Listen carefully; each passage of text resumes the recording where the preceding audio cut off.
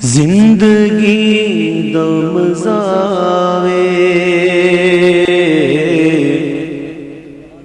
سرکار دے بوہے تے زندگی دم زاوے سرکار دے بوہے تے زندگی دا مزہ وے سرکار دے بوہے تے موت آوے تے سر ہوئے سردار دے بوہے تے موت آوے تے سر ہوئے سردار دے بوہے تے زندگی دا مزہ آوے سرکار دے بوہے تے اور جنوں نسبت پاکاں دی مل جائے او جنتی ہے جنوں نسبت پاکاں دی مل جائے او جنتی ہے پاوے کتا ہوئے بیٹھا کوئی غار دے بوہے تے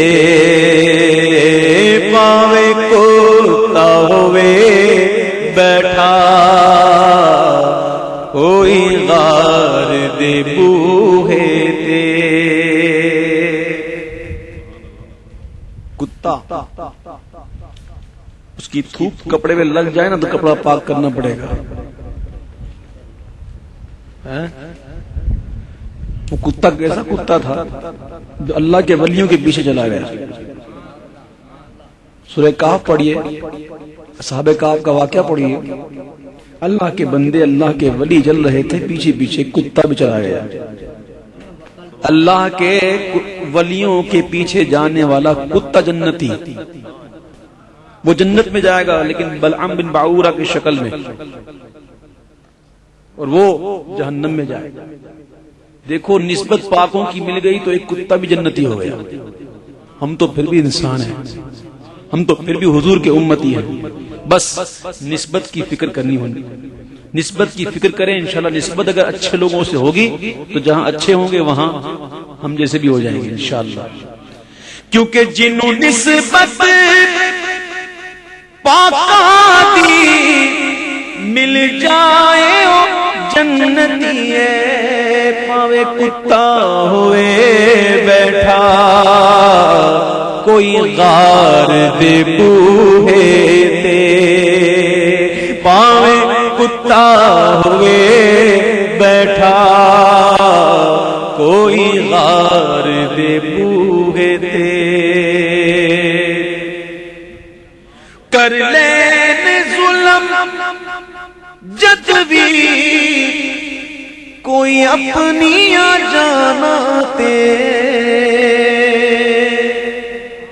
یہ آپ کے میرے گھر کی بات نہیں یہ قرآن کا فرمان ہے وَلَوْ أَنَّهُمْ إِذْ ظَلَمُوا أَنفُسَهُمْ جَاءُوكَ اے محبوب جب یہ اپنی جانوں پر ظلم کر چکے ظلم کر لیں معصیت کے سبب گناہوں کے سبب بدکاریوں کے سبب اپنی جانوں پر ظلم کر لیں تو جاؤک آپ کی بارگاہ میں آ جائیں کون بھیج رہا ہے اللہ عز و جل خود اپنے بندوں کو اپنے محبوب کی بارگاہ میں بھیج رہا ہے اللہ تو معاف کر سکتا ہے وہ چاہے تو یہاں بھی معاف کر لیکن کیا بات محبوب کا کیا کہنا اللہ اپنے محبوب کی بارگاہ میں اپنے بندوں کو بھیج رہا ہے جاؤ میرے محبوب کی بارگاہ میں اور وہاں جا کے مولا کیا کریں فاستغفر اللہ پھر اللہ سے معافی مانگو پہلے تو جاؤ حاضری دو میرے محبوب کی بارگاہ میں جا کے حاضری دو، پہلے الصلاۃ والسلام علیک یا رسول اللہ عرض کرو، پھر اللہ سے معافی مانگو. پھر کیا مولا پھر بھی معافی مل جائے گی؟ نہیں. کیسے ملے گی مولا؟ واستغفر لهم الرسول، رسول بھی تمہاری مغفرت چاہیں، میرے محبوب بھی تمہارے لیے اپنے لب ہلا دیں.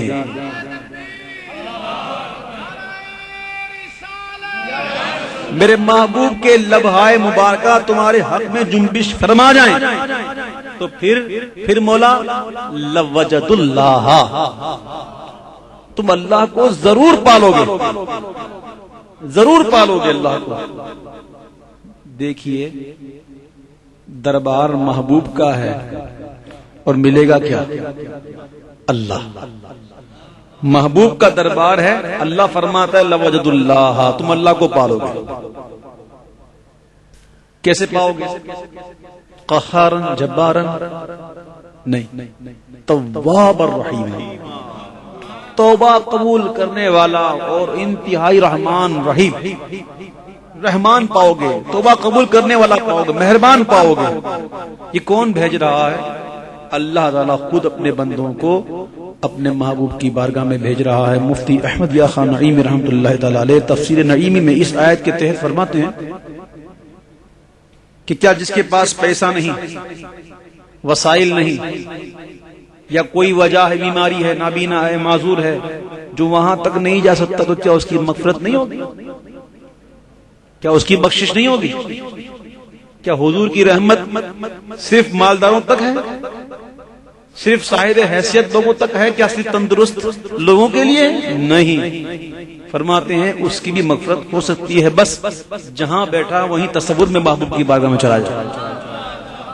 تصور میں محبوب کی بارگاہ میں جا کر عرض کرے یا رسول اللہ میں نے اپنی جان پر ظلم کیا، اب آپ کی بارگاہ میں حاضر ہوں، آپ شاہد ہیں، آپ شاہد ہیں، میں آپ کی بارگاہ میں حاضر ہوں، میں دور ہوں، تم تو ہو میرے پاس، سن لو میری پکار آقا. پھر اپنے محبوب کی بارگاہ میں عرض کرے اور اسألک الشفاعۃ یا رسول اللہ کی تکرار کرے تو اللہ کو پا لیں گے. بس سمجھنے کی بات ہے. اللہ تعالی ہمیں چاہنے والوں میں رکھے اور اپنے محبوب کے غلاموں میں رکھے. شاعر کہتے ہیں کر لینے ظلم جد بھی کوئی اپنی جانا تیرا باکھے میں بخشاں گا. آؤ یار دے بوہے تے رب آنکھیں میں بخشاں گا. آؤ یار دے بوہے تے زندگی دا مزہ آوے سرکار دے بوگے تے. ایک بہت بڑے ولی اللہ گزرے، نام میرا ذہن سے نکل گیا، حافظہ کمزور ہے کیا کروں. بہت بڑے ولی اللہ صاحب نظر حضور کی بارگاہ میں بیٹھے ہوئے ہیں کہ ایک انتہائی گناہگار سیاہ کار بندے کی میت لائی گئی اور آپ سے کہا گیا کہ آپ نماز جنازہ پڑھائیں. تو آپ چونکہ ولی اللہ تھے، آپ نے نظر ولایت سے دیکھ لیا کہ یہ انتہائی گناہگار، بہت زیادہ گناہگار، انتہائی گناہگار. تو آپ نے کہا میں اس کی نماز جنازہ نہیں پڑھوں گا. لوگوں نے ٹھیک نماز جنازہ پڑھائی اور لے گئے کہ آپ پھر تھوڑی دیر میں مراقبے میں گئے کہ سرکار دو عالم صلی اللہ علیہ وسلم کی زیارت نصیب ہوئی. سرکار نے فرمایا کہ تو نے نماز جنازہ کیوں نہیں پڑھائی یا کیوں نہیں پڑھی؟ تو عرض کرنے لگے یا رسول اللہ یہ بہت گناہگار تھا، بہت سیاہکار تھا، بہت ہی زیادہ گناہگار تھا، یہ تو اس لائق بھی نہیں تھا کہ آپ کی بارگاہ میں لایا جائے، میں نے اس لیے نہیں پڑھا. تو میرے محبوب نے مسکرا کر فرمایا کہ تو نے یہ تو دیکھا کہ یہ گناہگار ہے، سیاہکار ہے، تو نے یہ نہیں دیکھا آیا کس کی دربار میں، کس کی چوکھٹ پہ ہے، یہ رحمت للعالمین کا در ہے، یہاں سے کوئی خالی نہیں جاتا۔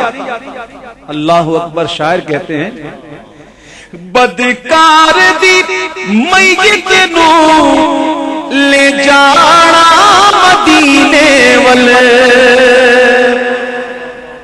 بدکار دی میت نو لے جانا مدینے والے، بخشش لئی رکھ دینا سرکار دے بوئے تے، بخشش لئی رکھ دینا غم خار دے بوئے تے۔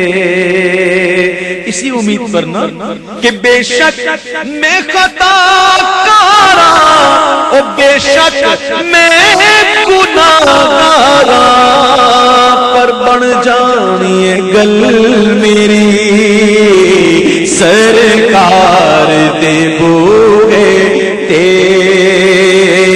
بن جانی گل میری غم خار دے بوئے تے۔ زندگی دا مزہ آوے سرکار دے بوئے تے۔ آئیے ظہوری صاحب کا ایک کلام پڑھتے ہیں۔ بے شک میں گناہگارا، بے شک میں خطا کارا،